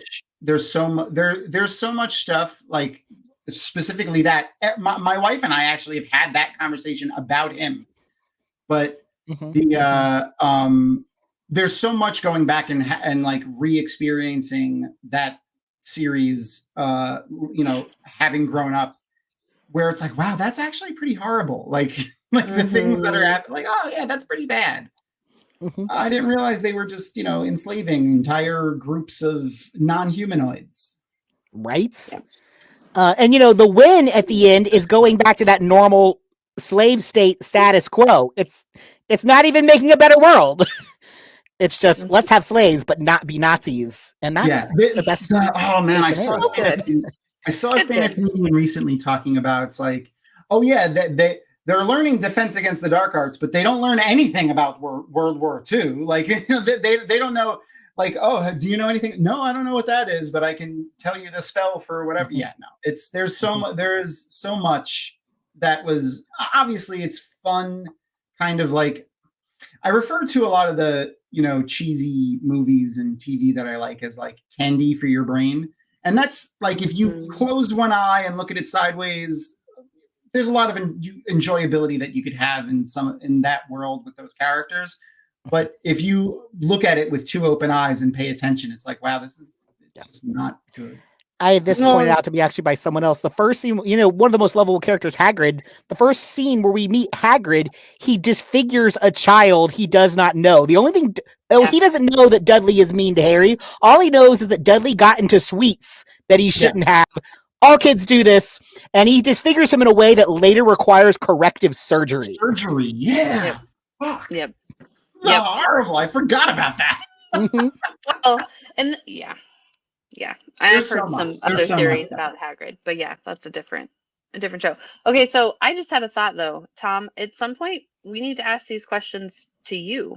Like, we need to do this to each other. We need to do that. That's a good point. Maybe, you know what? We should do a series like on all of the Dragonmount staff. Yeah, you know what? Coming soon, Dragonmount staff answering these questions. Yes. Okay. Last one, and I think this would probably be the hardest question for me. I feel like this is maybe the deepest. Is there a portrayal of the afterlife from any realm of fiction that you wish was real? Like, I haven't found quite the perfect one, but one that actually sounds ironically pretty great to me is Limbo from Dante's Inferno. So the bad thing about Limbo is like all the good people who didn't have a chance to repent. And the only thing bad about Limbo is they have to live with the eternal never getting salvation. I'm like, but there's not actually any suffering in Limbo, and you get to hang out with like all of the great minds of history and not have to deal with the preachy people who are all in heaven. That's also That's great to me. I haven't read Dante's Inferno in forever, but that's also where the non-Christian people are in Dante's Inferno too, right? Yeah. Yeah, anyone who's a decent human who is not a Christian went to Limbo, and I'm like, this sounds great. You have like all these great minds. You probably have like good food and drinks and stuff like that. There's not supposed to be any suffering in Limbo. Like the suffering is, but we'll never go to heaven. And I'm like, so? This place seems great. Fine. Yeah, no, that's oh man, Dante's Inferno. I haven't thought about that in a long time. The first fan fiction ever written. But it got adopted as canon later on. It's kind of like Star Wars fan fiction. The Star Wars book universe a little bit. Well, fan fiction is timeless. We've arguably had fan fiction forever, which is why a lot of times in media studies they have to specifically define fan fiction as that phenomenon since copyright law became a thing. Yeah, that's fair. That's fair. Which makes it segments it into two different kinds of discussions. Yeah, that's fair because technically it's all fan fiction. Yeah. Yes. Finally, someone else who's read The Iron Druid. Yes, such a good series. That's a really great series. I love the Iron Druid Afterlife is a really cool afterlife. For anyone who hasn't read that series, it's awesome. Basically, all of the pantheons of gods exist. It's kind of like in the sense of American gods, but their power doesn't come from belief. That's just how they manifest on our plane, is belief. So, like when humans think of the gods, they can manifest on our plane how they're imagined. And in recent time has been really great for Thor because now he just gets to manifest as Chris Hemsworth. Right? There's also a really fun, like I don't want to spoil the series for anyone who wants to go and read it, which if you haven't, you should because it's great. There's this really fun kind of through line joke with all of the pantheons of gods throughout the entire series that Thor is just a douchebag. And he is a douchebag. And also when he's a meathead in general. Yes. And in fiction, well, not fiction, in the mythology, he is kind of like a dick. Like he is. Like that's who he is. Like he's not a good person. And it comes out, that's where it comes out in the story a bunch. And it's a lot of fun. It's a really fun series. Sometime I'll tell you some of my favorite Thor myths. They're hilarious. Oh, 100%. I will sit and talk mythology and folklore mythology all day. But as a good friend of mine, Darren Bush, who's also been a guest on the show a bunch, would say, that's a panel for another time. Yep.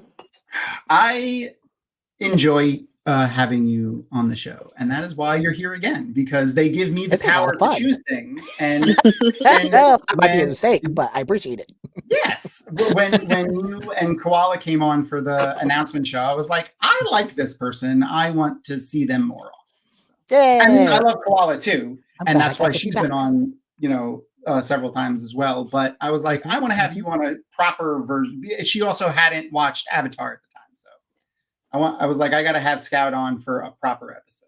And that is why you're here. So yeah, if you haven't already, go and check out the Cards of Time website, which I've posted. And usually we have guests here that we're sharing their content, but at the very least, go and drop a follow on Thirsty's page, which I will link again in our chat, and just drop a comment and a like on that Woke of Time video.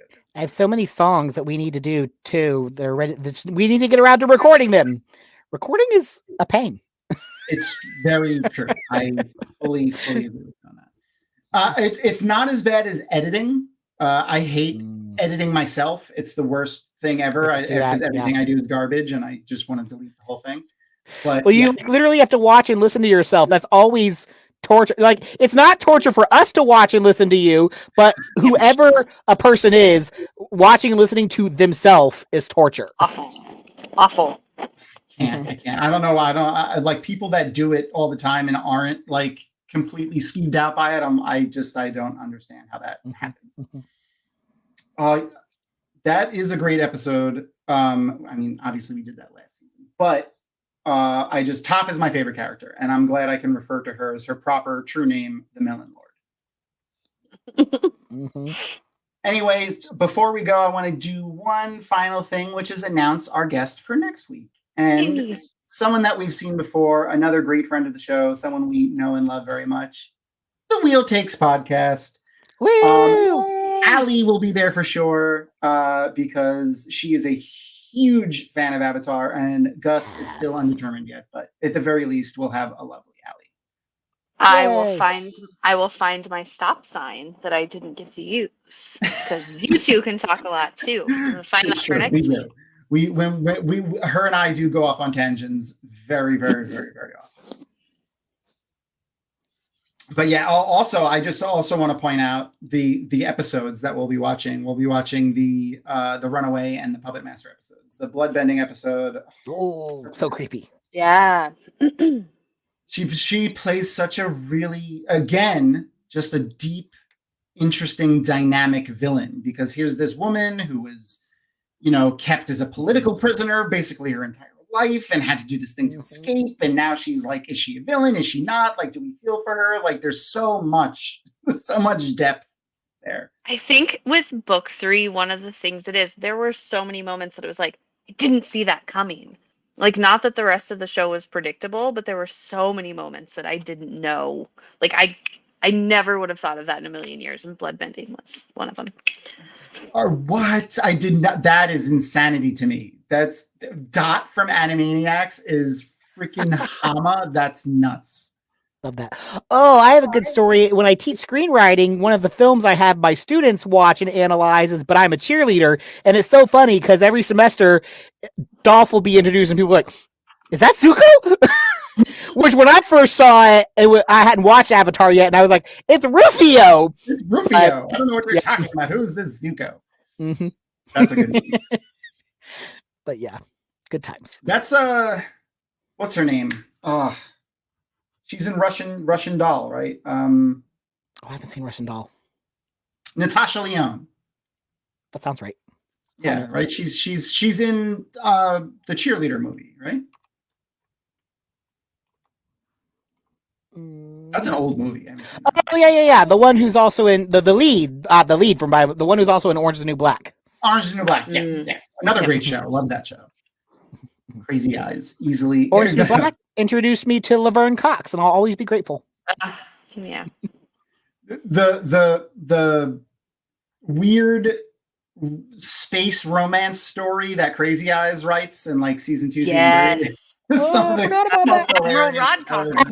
Have you ever seen the video of Crazy Eyes audition? It's like one of those spoof videos where she's auditioning for every other character. It's hilarious. I want to watch that now. All right. Ew. Anyway, thank you for coming. This was a ton of fun. Obviously, you're invited in perpetuity if we do another show that you want to watch.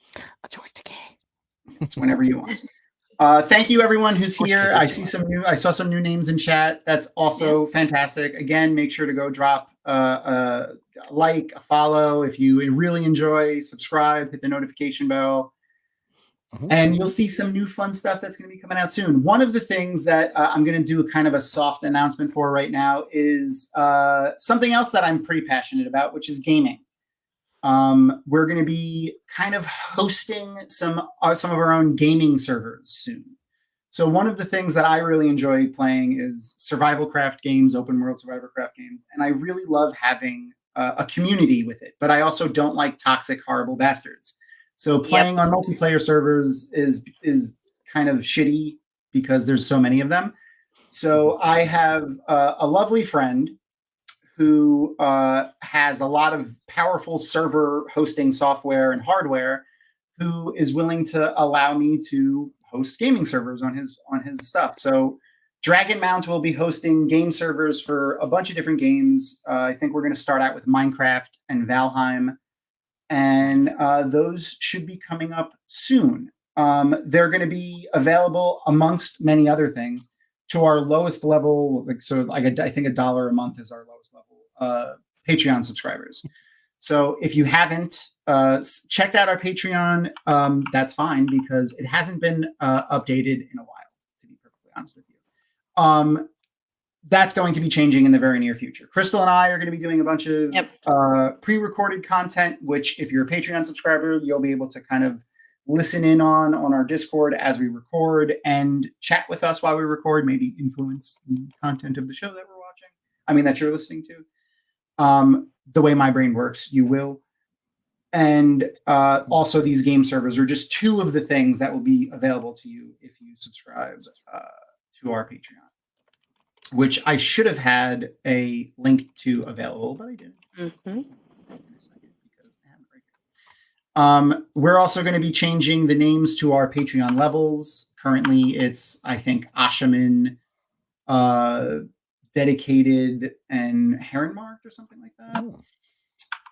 But we're going to be changing those. Yes, we do have a Discord. The Discord is in the description of this video, but I will post it in a second as well. Once I post the link to Patreon, if I ever learn how to do copy and paste. There we go. Okay. So there's the link to our Patreon. I will also put a link to our Discord in chat for those who are there and not watching on the YouTubes. If I have Discord, is there a Discord anywhere on my computer? Sorry, I have 3 monitors and I get lost. There we are. Okay, so yes, our Discord has a lot of actually members who have been members on Dragonmount for like ever 25 years. There's a lot. Our forums are still pretty active on dragonmount.com. So if anyone's interested in like light, fun roleplay / Wheel of Time talk, pretty much all the time, the forums on dragonmount.com are still pretty active and are run by 3 really glorious people that are very dedicated and also very fun, but they pretty much only participate on the forums. I would love to have them in other places, but all of their attention goes there.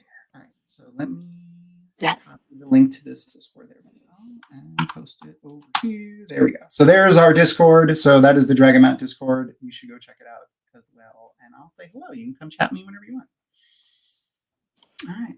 Does anyone else have anything? Crystal, are you good? No. Scout? Any final I can always go on more tangents, but no, I'm good. Do you have any final thoughts to share with our chat?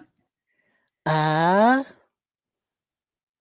excited to play cards with you guys. Oh my God, I can't wait. For anyone going to WatCon, you'll be able to see my I have a card. Koala asked me it's an amazing card. That's all I'll say. It's amazing. It's pretty fun. And if you go to if you go to JordanCon or MalkieriCon, the cards will be there with people who have sets as well. So you'll get more chance to play them if you couldn't go to WatCon.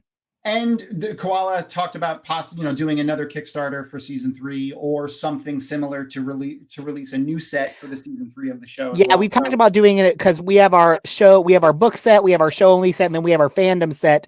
So we would like to do expansions, especially of the show one, as more seasons come out, because we can only do show content on what exists. So, I mean, how are you going to get the screenshots for season 3 on the cards without doing another set? You just got to keep doing sets every time. And Koala had, like, for instance, like for me, I was mostly just involved in the Questioner Seeking Dark Friends, but Koala has been doing this Cards of Time, and it's just great at it. And they're so much fun. They're so much fun to trade. And there's like there's the Cards of Time game, and then there's like this other collectors like trading card version where she only prints some of the other ones, and people she encourages people to trade them at the conventions. It's a lot of fun. She I love all of the fun, interesting people that I've met going through this content creation and the conventions, where people just put so much love and time and effort into these fun little things for the community to participate in, at not just at the conventions but in between as well. And Koala is just one of the many fantastic, wonderful people that I've met through doing this, and it's been really just great. All right. Anyway, I need to go to bed because apparently I'm starting to ramble and I'm getting punch drunk, and I love all of it. So before we relatable. Before it becomes too late, say goodnight, Crystal. Good night, Crystal.